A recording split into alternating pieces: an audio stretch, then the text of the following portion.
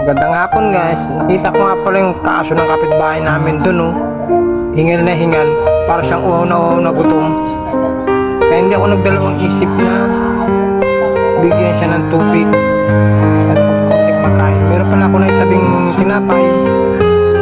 Tapos nagpakuha ko ng tubig para dalhin sa kanya. Nakikita ko uhaw na uhaw siya. Nakabilad pa siya sa araw.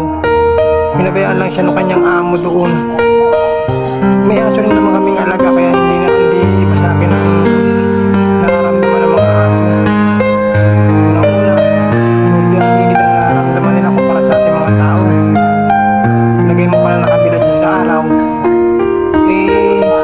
lalo siyang hihingalin tapos hindi mo pa siya lalagyan ng tubig. Kaya nga nang lumapit ako sa kanya yung kawag ng buntot tapos tumayo agad. Talatang muho na uhaw. Pinapag ko yung lagayan na may tubig. Uminom agad siya ng tubig. Halos maubos niya nga yung lagayan ng tubig yung tubig doon na nakalagayan maubos niya. Tapos yung tinapay na konti na binigay ko sa kanya, kinain niya agad. Kitang-kita mo doon sa aso na uhaw na